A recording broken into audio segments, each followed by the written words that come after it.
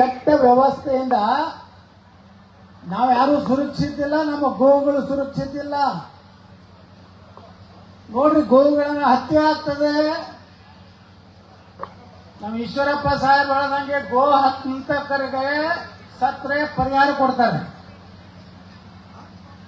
ಗೋವುಗಳ ಕಳ್ಳ ಸಾಗಾಣಿಕೆ ಮಾಡೋರನ್ನ ನಿಗಮ ಮಂಡಳಿಯ ಸದಸ್ಯರು ಮಾಡ್ತಾರೆ.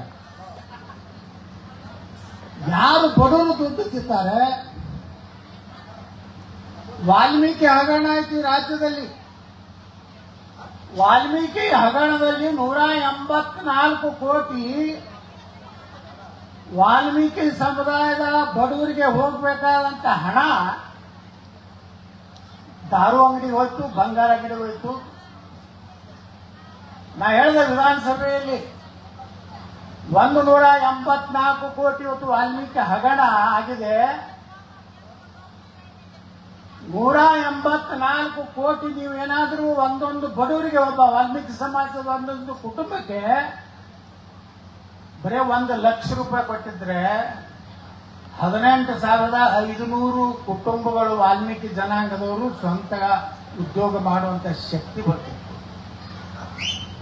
ಇವತ್ತು ಬೋವಿ ನಿಗಮದ ಹಗರಣ ಯಾವ ದಲಿತರಿಗೆ ಕೊಡಬೇಕಾದಂತ ಹಣ ದಲಿತರಿಗೆ ಇವತ್ತು ಸಿಗ್ತಾ ಇಲ್ಲ.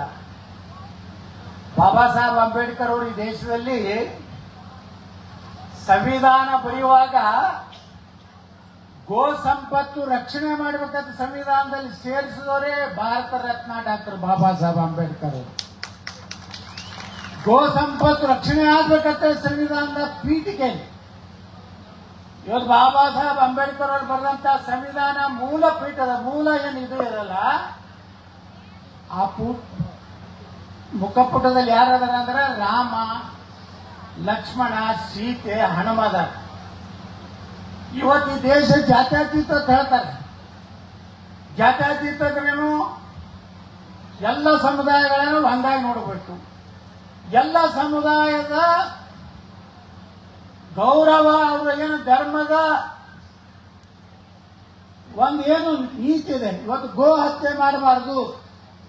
ಇದು ಸನಾತನ ಹಿಂದೂ ಧರ್ಮದಲ್ಲಿ ಸಾವಿರಾರು ವರ್ಷಗಳಿಂದ ಗೋ ರಕ್ಷಣೆ ಮಾಡಬೇಕನ್ನೋಂಥದ್ದು ನಮ್ಮ ಸನಾತನ ಧರ್ಮ ಹೇಳ್ತದೆ. ಆದರೆ ಈ ದೇಶದಲ್ಲಿ ಗೋ ಹಂತಕರ ಸರ್ಕಾರಗಳು ಬರ್ತಾ ಇವೆ.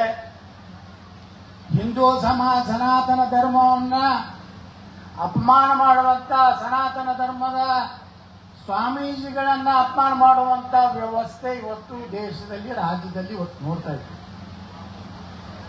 ಎಲ್ಲಿವರೆಗೆ ಗೋವು ನಮ್ಮ ಮಂಜುನಾಥ ಸ್ವಾಮಿ ಹೇಳಿದಂಗೆ ರಾಷ್ಟ್ರದ ಚಿಹ್ನೆ ಆಗುವುದಿಲ್ಲೋ ಅಲ್ಲಿವರೆಗೆ ಗೋ ಇವತ್ತು ರಕ್ಷಣೆ ಮಾಡುವಂತದ್ದು ಸರ್ಕಾರ ಮಾಡಬೇಕಾದಂತ ಕೆಲಸ. ಇವತ್ತು ಮೊದಲ ಬಾರಿಗೆ ರಾಜಕಾರಣದಲ್ಲಿ ನಾನು ನೋಡ್ತಾ ಇದ್ದೀನಿ.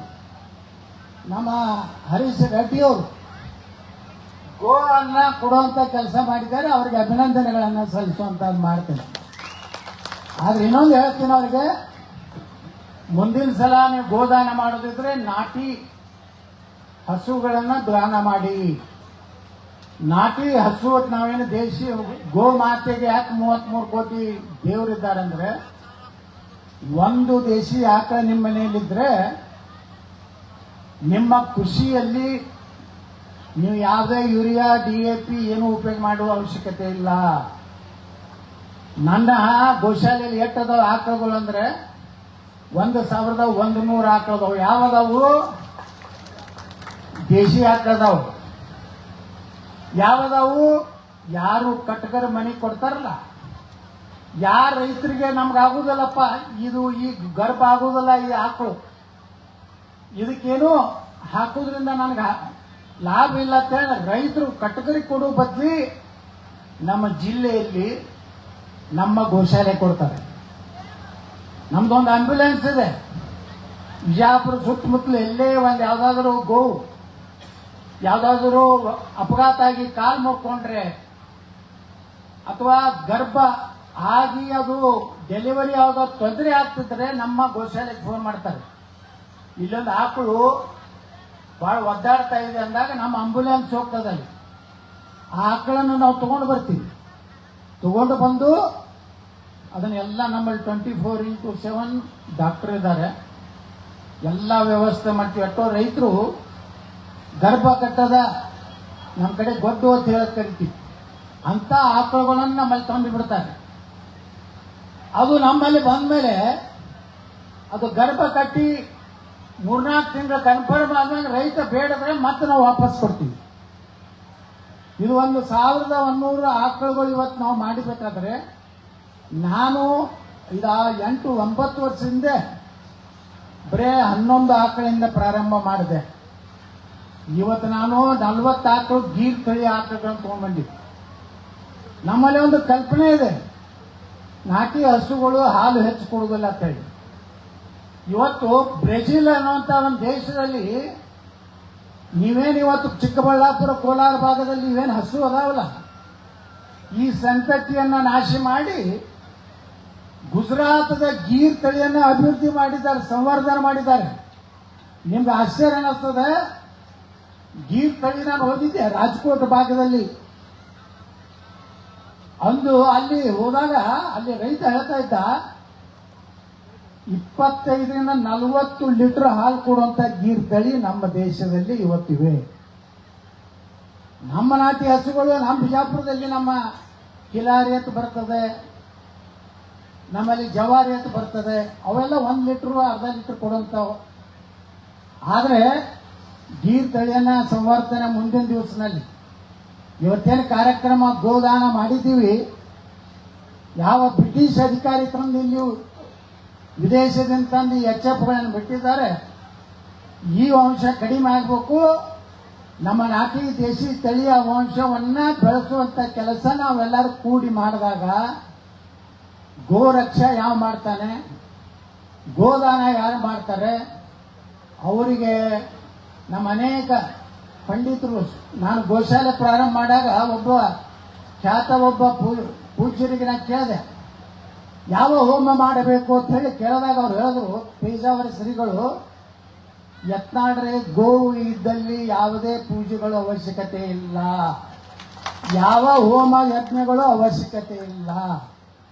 ಗೋವು ಎಲ್ಲಿ ಕಾಲಿಡ್ತದೆ ಅದೇ ಯಜ್ಞ ಅದೇ ಹೋಮ ಅನ್ನುವಂಥ ಪವಿತ್ರತೆ ಸನಾತನ ಧರ್ಮದಲ್ಲಿದೆ. ಅದಕ್ಕನೇ ಬಂಧುಗಳೇ, ಇವತ್ತು ಗೋರಕ್ಷೆ ಆಗಬೇಕು ಅಂದ್ರೆ ಏನಾಗಬೇಕು ಅಂದ್ರೆ, ಗೋರಕ್ಷಣೆ ಮಾಡುವಂಥವ್ರು, ಸನಾತನ ಧರ್ಮವನ್ನು ಗಟ್ಟಿಯಾಗಿ ಮಾತನಾಡುವಂಥವ್ರು ಜನಪ್ರತಿನಿಧಿಗಳಾಗಬೇಕು. ನಾವೇನಾಗಿವೆ ಅಂದ್ರೆ ಬರೇ ಚುನಾವಣೆಯಲ್ಲಿ ದುಡ್ಡು ಕೊಡುವಂಥವ್ರು, ಚುನಾವಣೆಯಲ್ಲಿ ಮದ್ಯವನ್ನು ಹಂಚುವಂಥವ್ರು, ಚುನಾವಣೆಯಲ್ಲಿ ಬಂದಾಗ ಮಾತ್ರ ದುಡ್ಡು ಕೊಟ್ಟು ಹೆಂಡ ಕೊಟ್ಟು ವೋಟ್ ತಗೊಂಡ ಮೇಲೆ ಈ ದೇಶದಲ್ಲಿ ಪರಿವರ್ತನೆ ಆಗ್ಲಿಕ್ಕೆ ಸಾಧ್ಯ ಇಲ್ಲ. ಎಷ್ಟೋ ಸಲ ಒಮ್ಮೊಮ್ಮೆ ಜನ ಯಾರ್ಯಾರನ್ನೂ ಆಚೆ ಕಳಿಸ್ಬಿಡ್ತಾರೆ. ಮೊದಲ ನಾವು ಈ ಸರ್ಕಸ್ನಲ್ಲಿ ನೋಡ್ತಿದ್ವಿ ಜೋಕರ್ಗಳನ್ನ, ಸರ್ಕಸ್ನಾಗ ಇರ್ತಿದ್ವಿ ಜೋಕರ್ಗಳು ನೋಡಿರಲಿಲ್ಲ ಸರ್ಕಸ್ನಾಗ. ಅಲ್ಲಿಂದ ನಾಟಕದಾಗ ಇರ್ತಿದ್ರು ಕೆಲವೊಂದು ಜೋಕರ್ಗಳು. ಈಗ ವಿಧಾನಸಭೆ ಒಳಗೂ ಜೋಕರ್ಗಳು ಬಂದ್ಬಿಟ್ಟಾರೆ. ಅವ್ರು ಏನು ಮಾತಾಡ್ತಾರೋ ಏನಿಲ್ಲೋ, ಏನೇನು ಮಾತಾಡ್ತಾರೋ. ನಾನು ನೋಡಿದೆ ಇವತ್ತು ರೋಡುಗಳ ಬಗ್ಗೆ ಗುರ್ತಾಯ್ತು ಹೆಂಗೈತಿ ಪರಿಸ್ಥಿತಿ ಚಿಕ್ಕಬಳ್ಳಾಪುರದತ್ತು. ನಮ್ಮ ಬಿಜಾಪುರನಾಗ ಬರ್ರಿ, ನಾ ಹೆಂಗೆ ರೋಡ್ ಮಾಡೀನಿ. ನನ್ನ ಬಿಜಾಪುರ ಹೆಂಗೆ, ನಮ್ದು ಧೂಳಾಪುರ ಇತ್ತು. ಈ ಭಾಳ ಮಾತಾಡ್ತಾರಲ್ಲ ಟಿವಿ ಮುಂದೆ, ಕೆಲವೊಂದು ಮಂದಿ ಟಿವಿಯವ್ರನ್ನ ಇಟ್ಕೊಂಡು ಬಿಟ್ಟಿರ್ತಾರೆ ಫಿಕ್ಸ್ ಗಿರಾಕಿಗಳನ್ನ. ಯಾಕೆ ಇಟ್ಕೊಂಡಿರ್ತಾರೆ ಕೊಡ್ತೈತೇನು ಟಿವಿಯವರು, ಒಂದು ಎಂಥದ್ದು ಬೇಕು ಗಿರಾಕಿ ಅಂತ ಜೋಕರ್ ಇಟ್ಕೊಂಡು ಚಲೋ ಚಲೋ ಮಂದಿ ಪ್ರಶ್ನೆ ಮಾಡ್ಕೊತಾ ಹೇಳ್ತಾರೆ. ನಾ ಹೇಳ್ತೇನೆ ಮಾಧ್ಯಮದವ್ರಿಗೆ, ಆ ಜೋಕರ್ನ ಇಟ್ಕೊಂಡು ನನಗ್ಯಾಕೆ ಪ್ರತಿಕ್ರಿಯೆ ಕೇಳ್ತೀರಪ್ಪ? ನಿಮ್ಗೆ ಯಾರು ಚಲೋ ಮಂದಿ ಕಾಣಿಸೋದೇ ಇಲ್ಲ. ಇವತ್ತು ನೋಡ್ರಿ, ಇವತ್ತಿನ ಕಾರ್ಯಕ್ರಮದಾಗ ಯಾರೇ ಗೋದಾನದ್ದು ಯಾವ್ದಾರು ಚಾನೆಲ್ದವ್ರು ತೋರಿಸಿದ್ರೆ ಅವ್ರಿಗೆ 1 ಲಕ್ಷ ರೂಪಾಯಿ ಕೊಡ್ತೀನಿ. ಯಾರು ತೋರಿಸೋದು ಮತ್ತೆ ವಿವಾದಾತ್ಮಕ ಹೇಳಿಕೆ ನೀಡಿದ ಯತ್ನಾಳ್ ಇದೇ ಹೊಡಿತಾರ ಅವ್ರು ಹೊಡಿತಾರ, ಪೊಲೀಸರು ಒಂದು ಕೇಸ್ ಹಾಕ್ತಾರ. ಕರ್ನಾಟಕದಾಗ ಇಬ್ಬರದೇ ನಡೆದೈತೆ. ಯತ್ನಾಳ್ ಬರ್ತಾನಂದ್ರೆ ಎಲ್ಲ ಕ್ಯಾಮ್ರಾಗಳು, ಪೊಲೀಸರು ಕ್ಯಾಮ್ರಾಗಳು ಹಿಂಗೆ ಇಲ್ಲಿ ಕೊಟ್ಟಾರ ನೋಡ್ರಿ. ಇದು ನಮ್ಮ ಮಾಧ್ಯಮದವ್ರು ನನಗೆ, ನಾ ಏನು ಮಾತಾಡ್ತೀನೋ ರೆಕಾರ್ಡಿಂಗ್, ನಾ ಮಾತಾಡಿದ್ರು ಎಡಿಟ್ ಮಾಡುವಂತ ನನ್ನ ಮಕ್ಕಳು ಬಹಳ ಬರ್ತೀವಿ. ಅಲ್ರಿ ಬಾಬಾ ಸಾಹೇಬ್ ಅಂಬೇಡ್ಕರ್ ಅಂತ ಪುಣ್ಯಾತ್ಮ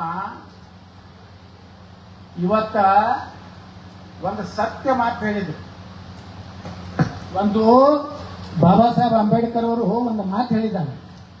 ಇವತ್ತ ಈ ದೇಶದಲ್ಲಿ ನಡೀತಿರುವಂತದ್ದು ನೋಡ್ಬಿಟ್ರೆ, ನಾವು ವಿಧಾನಸಭೆದಾಗ ಹೇಳೇನೆ, ಬಾಬಾ ಸಾಹೇಬ್ ಅಂಬೇಡ್ಕರ್ ಅವರು ಒಂದು ಮಾತು ಹೇಳಿದ್ದಾರೆ. ಎಲ್ಲರೂ ಪುಸ್ತಕ ತೆಗೆದು ನೋಡ್ರಿ. ದ ಪಾರ್ಟಿಷನ್ ಆಫ್ ಪಾಕಿಸ್ತಾನ ಅಂತೇಳಿ ಅವರೇ ಬರೆದಂತ ಒಂದು ಲೇಖನ. ಬಾಬಾ ಸಾಹೇಬ್ರು ಹೇಳ್ತಾರೆ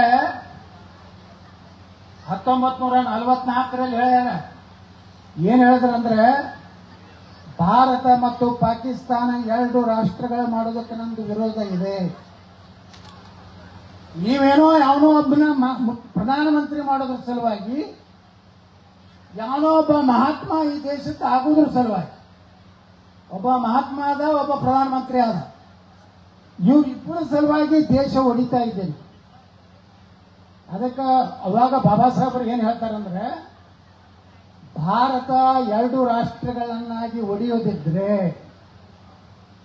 ಭಾರತದಲ್ಲಿರುವಂತ ಕೊನೆಯ ಮುಸಲ್ಮಾನ ಪಾಕಿಸ್ತಾನಕ್ಕೆ ಹೋಗಬೇಕು, ಪಾಕಿಸ್ತಾನದಲ್ಲಿ ಭಾಗದಲ್ಲಿ ಬರುವಂತ ಕೊನೆಯ ಹಿಂದೂ ಭಾರತಕ್ಕೆ ಬರಬೇಕು.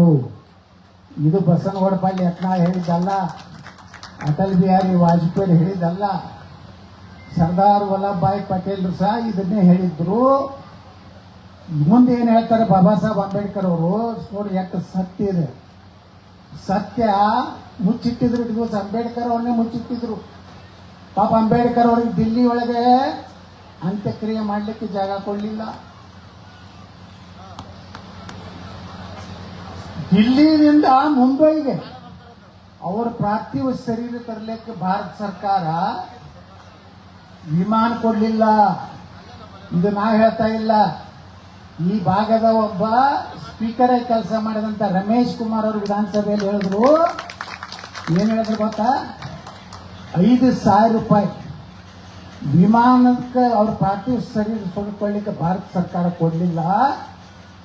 ಬಾಬಾ ಸಾಹೇಬ್ ಅಂಬೇಡ್ಕರ್ ಸ್ವಂತ ಕಾರ್ಯಕ್ಕೊಂದು ಆ ಕಾರನ್ನ ಅವತ್ತು ಮಾರಿ ಅಂಬೇಡ್ಕರ್ ಅವರನ್ನ ಮುಂಬೈದಲ್ಲಿ ಚೌಪಾಟಿಯಲ್ಲಿ ಅಂತ್ಯಕ್ರಿಯೆ ಮಾಡಬೇಕಾಯ್ತು.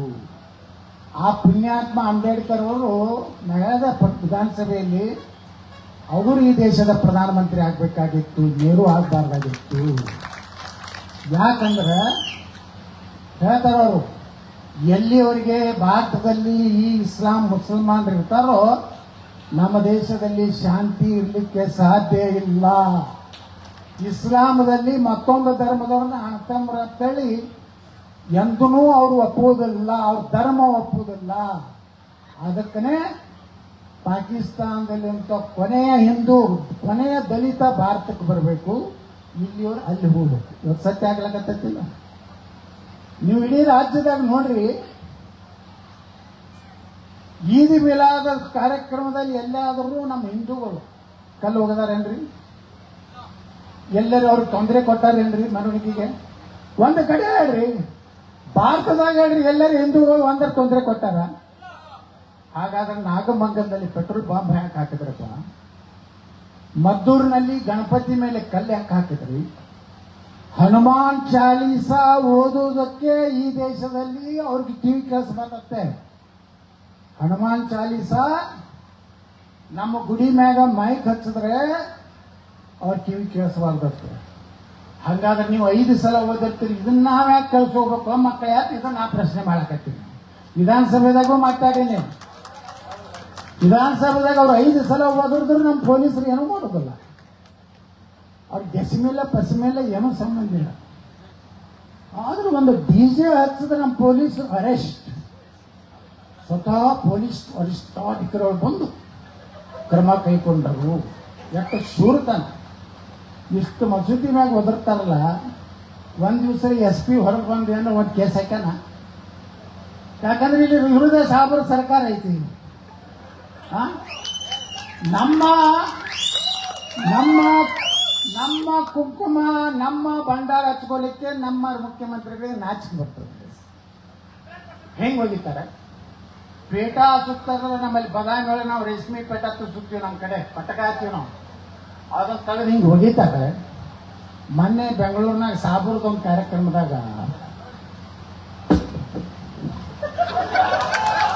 ಹೆಂಗ ಎಷ್ಟು ಖುಷಿ. ಆ ಅರ್ಬಸ್ತಾನ್ ಡ್ರೆಸ್ ಹಾಕೊಂಡಿದ್ದಾರೆ. ಅದೇ ಹಿಂದೂಗಳ ಕುಂಕುಮ ಹಚ್ಕೊಂಡ್ರೆ ನಮ್ಮ ಚಾಮುಂಡಿ ದೇವಿ ಹಿಂದೂಗಳ ದೇವರಿಲ್ಲ, ಅದು ಹಿಂದೂಗಳ ಆಸ್ತಿ ಇಲ್ಲ. ಸನಾತನ ಧರ್ಮ ಮೈಸೂರು ಮಹಾರಾಜರ ಆಸ್ತಿ ಇಲ್ಲೋದು, ಅದು ಅಂದ್ರೆ ಸರ್ಕಾರದತ್ತ. ಹಂಗಾದ್ರೆ ಒಕ್ಕಪ್ಪ ಆಸ್ತಿ ಯಾರ್ದಪ್ಪ? ನನ್ನ ಮಕ್ಕಳ ಅಂತ ನಾ ಕೇಳ್ತೇನೆ. ಯಾರ್ದದು ಒಕ್ಕಪ್ಪ ಆಸ್ತಿ? ಎಟ್ಟದ ಈ ದೇಶನಾಗ 3 ದೊಡ್ಡ ಆಸ್ತಿಗಳದ ಈ ದೇಶನಾಗ. ಒಂದು ಭಾರತೀಯ ಸೈನ್ಯ 18 ಲಕ್ಷ.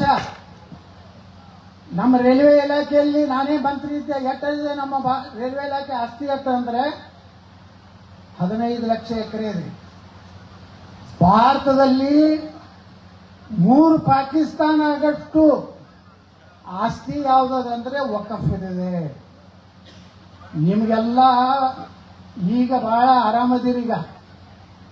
ನಾವು ಹೋರಾಟ ಮಾಡದೇ ಇದ್ದಿದ್ರೆ ಬಿಜಾಪುರ್ನಲ್ಲಿ ಕೇಂದ್ರ ಸರ್ಕಾರ ಸನ್ಮಾನ್ಯ ನರೇಂದ್ರ ಮೋದಿ ಅವರು ವಕಫ್ ತಿದ್ದುಪಡಿ ತರದೇ ಇದ್ದಿದ್ರೆ ನಿಮ್ಮ ಯಾವ ಹಿಂದೂಗಳ ಜಮೀನು ಉಳಿತಿರ್ಲಿಲ್ಲ, ದೇವಸ್ಥಾನಗಳು ಉಳಿತಿರ್ಲಿಲ್ಲ.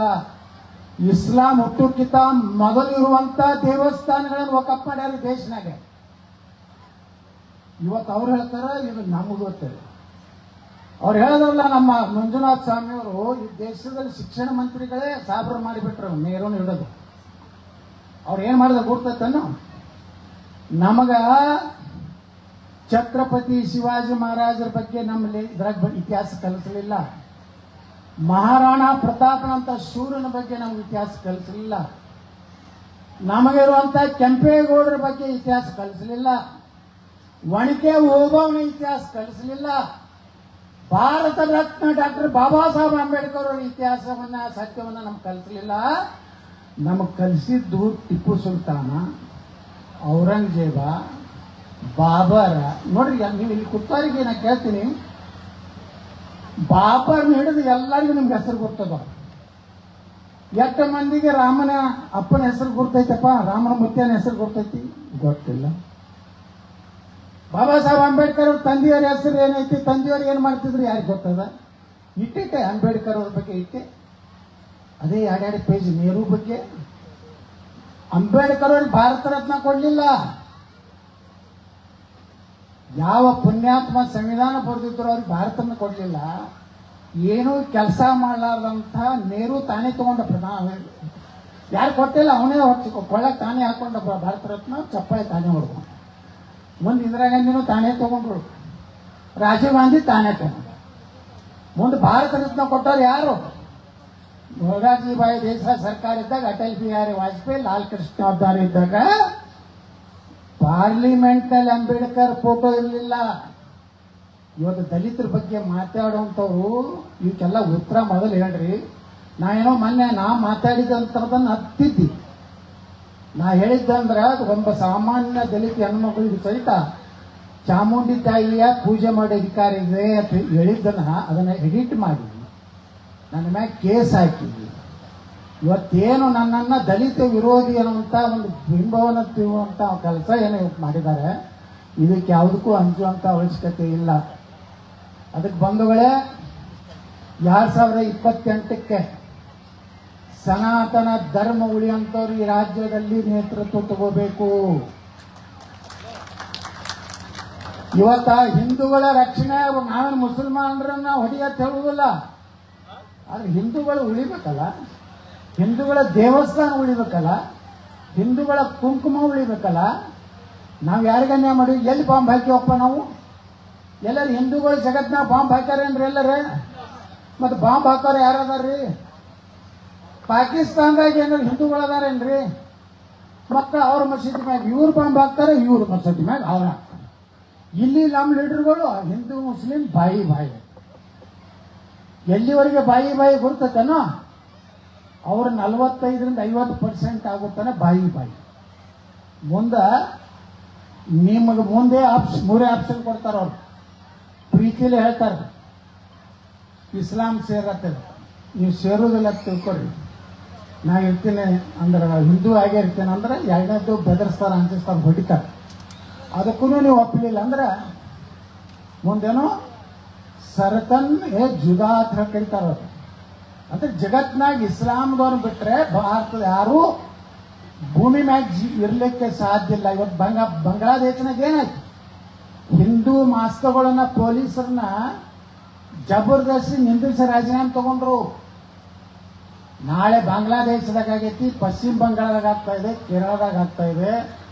ಗೋವಂಶ ಉಳಿಬೇಕು, ಹಿಂದೂಗಳು ಉಳಿಬೇಕಾದ್ರೆ ಈ ಅಡ್ಜಸ್ಟ್ಮೆಂಟ್ ಗಿರಿಕೆಗಳು ಏನದಲ್ಲ ಕರ್ನಾಟಕದಾಗ ರಾತ್ರಿ ಎಲ್ಲ ಕೂಡೇ ಇರ್ತಾರೆ, ಮುಂಜಾನೆ ವಿಧಾನಸಭೆಯಲ್ಲಿ ನಾಟಕ ಮಾಡ್ತಾರೆ.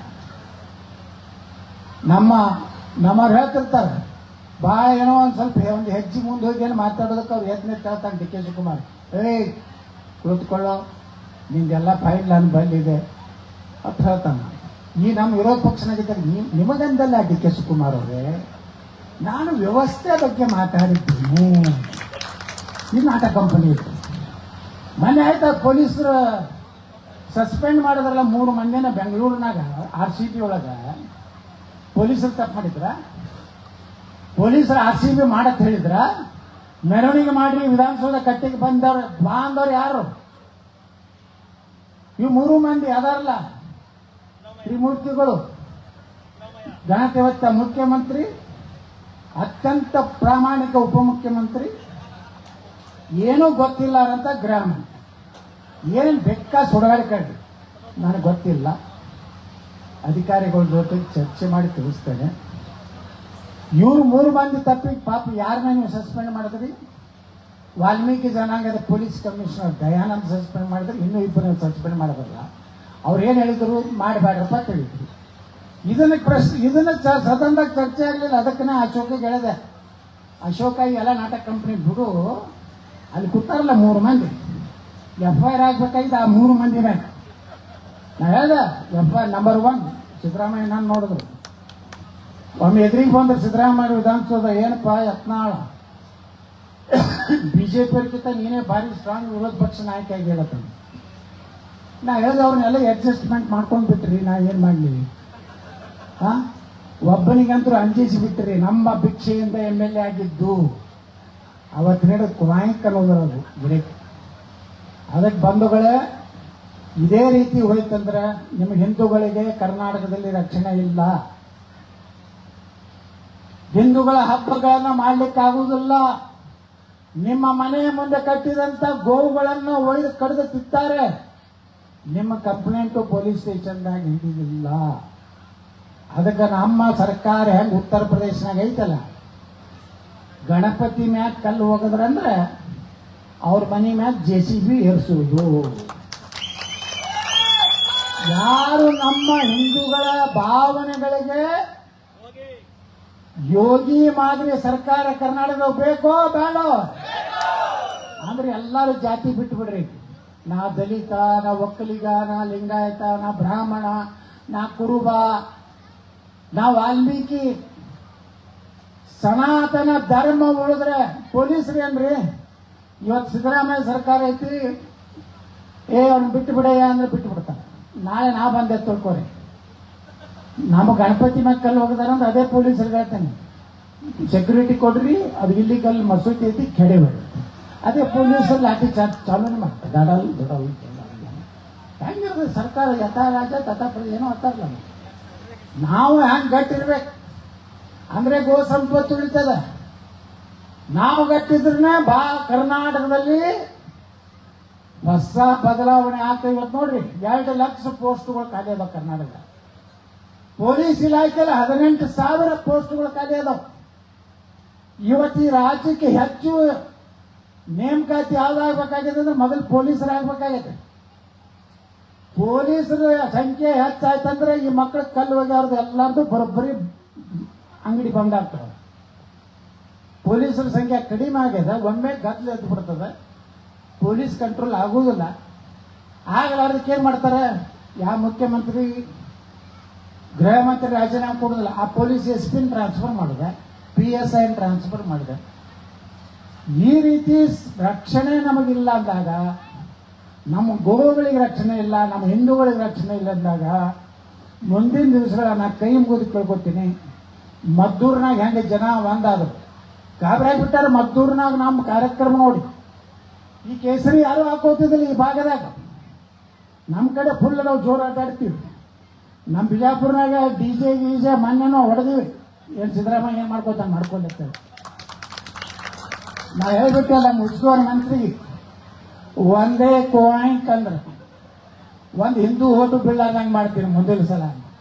ಫುಲ್ ಬಿಜಾಪುರ್ನ DJ ಪೊಲೀಸರು ಕುಣೋದು, ನಾವು ಡ್ಯಾನ್ಸ್ ಮಾಡಿದ್ವಿ. ನಿಮ್ಮಲ್ಲಿ ಪರ್ಮಿಷನ್ ಕೊಡುವುದಿಲ್ಲ, ಯಾಕಂದ್ರೆ ನೀವು ಆಯ್ಕೆ ಮಾಡಿದಂತ ಮುತ್ತು ರತ್ನ ವೈದ್ಯರು ಕರ್ನಾಟಕ ವಿಧಾನಸಭೆದಾಗ ಯಾವ ಬರಲಿಲ್ಲ. ಗಿರಕಿಗಳು 224ರಾಗ ಒಂದು ರತ್ನ ಕೊಟ್ಟು ಕಳಿಸಿದ್ರಿ ನೀವು. ಆ ರತ್ನ ಬಿಜಾಪುರಕ್ಕೆ ಬರ್ತದತ್ತ, ನನ್ನ ವಿರುದ್ಧ ನಿಂತಿರ್ತದತ್ತ. ಮುಂದಿನ ಸಲ ಡಿಪಾಸಿಟ್ ಚಿಕ್ಕಬಳ್ಳಾಪುರನಾಗ ಹೋದ್ರೆ ಸಾಕು ಪುಣ್ಯಾತ್ಮ.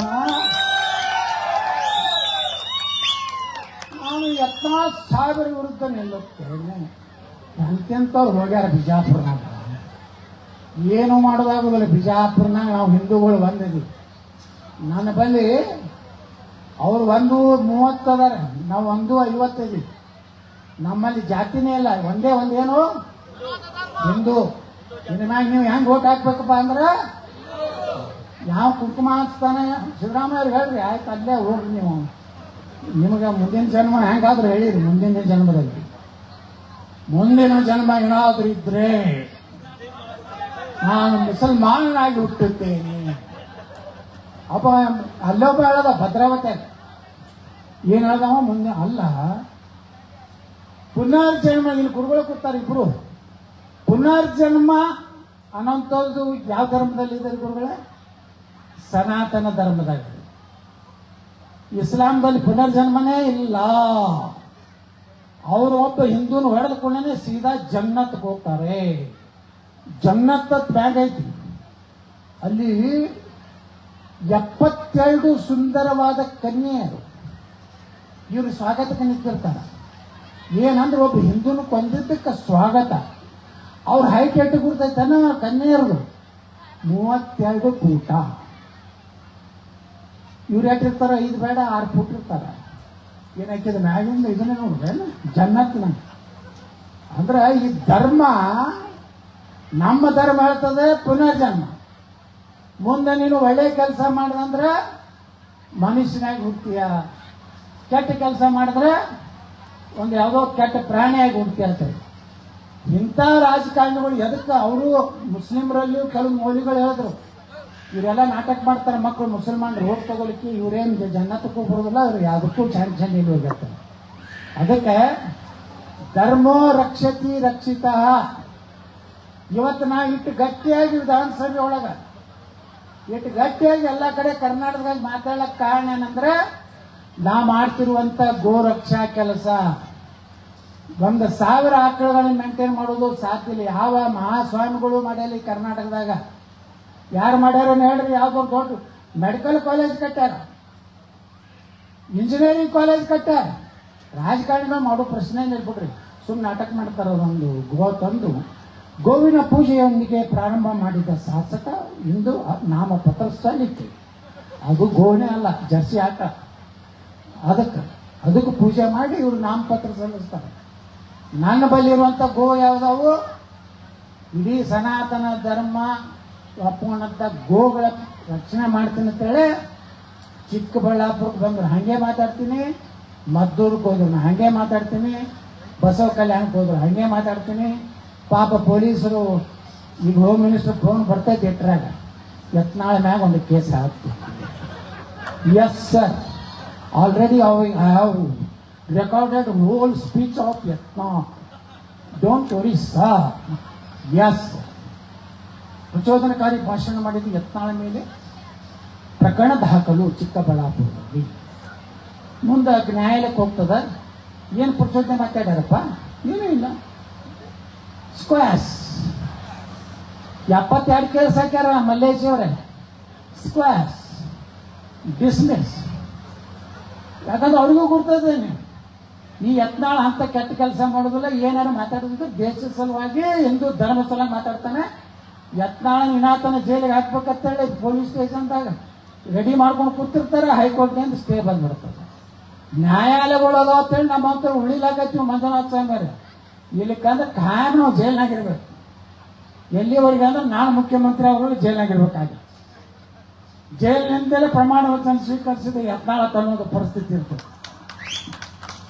ಕೆಲವೊಂದು ಮಂದಿ ತುಡುಗು ಮಾಡಿ ಜೈಲಿಗೆ ಹೋಗ್ತಾರ, ಕೆಲವೊಂದು ಮಂದಿ ಒಳ್ಳೆ ಕೆಲಸ ಮಾಡಿ ಜೈಲಿಗೆ ಹೋಗಿ ಹೊರಗೆ ಬರಲು ಮುಖ್ಯಮಂತ್ರಿ ಆಗಿ ಬರ್ತಾರೆ. ಕೃಷ್ಣ ಎಲ್ಲಿ ಹುಟ್ಟದ?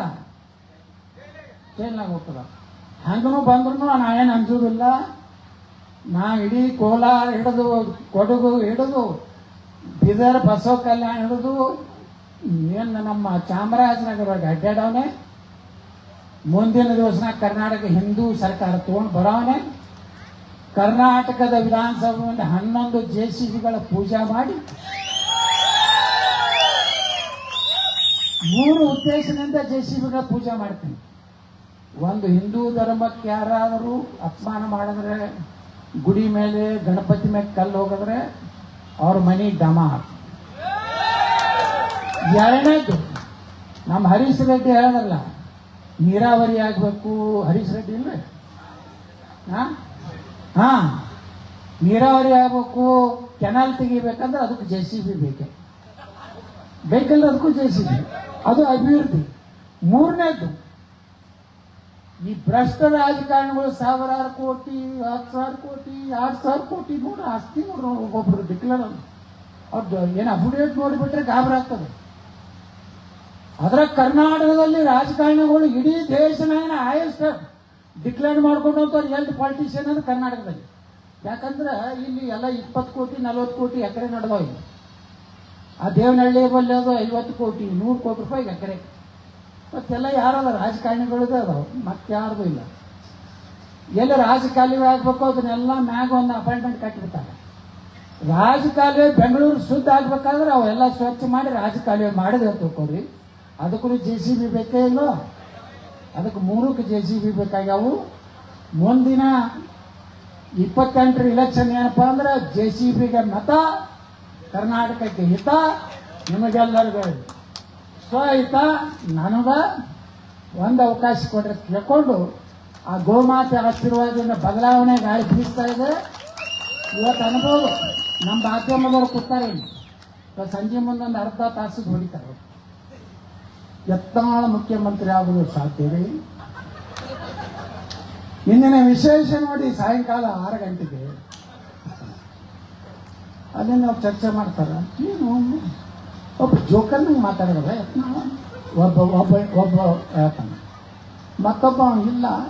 ಯತ್ನಾಳ ಹೇಳುವುದ್ರಲ್ಲಿ ಎಲ್ಲೋ ಒಂದು ಕಡೆ ಕರ್ನಾಟಕದಲ್ಲಿ ಒಂದು ರೀತಿ ಅಂಡರ್ ಕರೆಂಟ್ ನಡೀತಾ ಇರೋದು ಮಾತ್ರ ಸತ್ಯ. ಯಾಕೆ ಅವನು ಒಬ್ಬನು ಕೂಡಿಸಿರ್ತಾರೆ. ಒಬ್ಬ ಪಾಸಿಟಿವ್ ಮಾತಾಡೋಣ, ಒಬ್ಬ ನ್ಯೂಟ್ರಲ್ ಮಾತಾಡೋಣ, ಒಬ್ಬ ನೆಗೆಟಿವ್ ಮಾತಾಡೋಣ. 3 ಗೆರೆಗೆ ಕೂಡಿಸಿ ಈ ನಡ್ಬರ್ಕ್ ಗೊತ್ತಿರ್ತಾನಲ್ಲ ಎಡಿಟರ್, ಅವನಿಗೆ ಹಂಗೆ ಫೋನ್ ಬರ್ತಿರ್ತಾವ. ಒಂದು ಕಡೆಯಿಂದ ವಿಜೇಂದ್ರ ಬರ್ತಿರ್ತೈತಿ, ಒಂದು ಕಡೆ DK ಶಿವಕುಮಾರ್ ಬರ್ತಿರ್ತದೆ. ಆ ಯತ್ನಾಳನ ಮಣ್ಣಾಕ್ ಕೊಡಬೇಕ್ರಿ, ಏನಾದರೂ ಮಾಡಿ. ನೋಡಪ್ಪ, ನನ್ನ ಮಗ ಮುಖ್ಯಮಂತ್ರಿ ಆಗಬೇಕು, ಯತ್ನಾಳ್ ಮುಗಿಬೇಕು. ಡೋಂಟ್ ವರಿ, ನಾವು ಯತ್ನಾಳ್ ಹ್ಯಾಂಗ್ ಮಾಡಿಕೊಡು. ಒಟ್ಟಾರೆ ಇವತ್ತಿನ ಚರ್ಚೆ ಯತ್ನಾಳ್ ಮುಖ್ಯಮಂತ್ರಿ ಆಗೋದು ಸಾಧ್ಯ ಇಲ್ಲ. ಕರ್ನಾಟಕದಲ್ಲಿ ಏನಾದರೂ ಆಗ್ತಿದ್ರೆ ರಾಜ ಹುಲಿಯ ಮಗ ಅಂತ ಹೇಳ್ತಿ ಕೊನೆಗೆ ಹೇಳ್ತಾ, ಮತ್ತೆ ಮುಂದಿನ ಸಂಚಿಕೆ ಬಂಡಲ್ ಸಂಚಿಕೆ ನಾನು ವೀಕ್ಷಿಸಿ ನೋಡಿ ನಿಮ್ಮ ಮನೆಗೆ ಹೋಗಿರೋದು ಕೇಳ್ಕೊಂಡು ನಾನು ಮಾತು ಮುಗಿಸ್ತೀನಿ.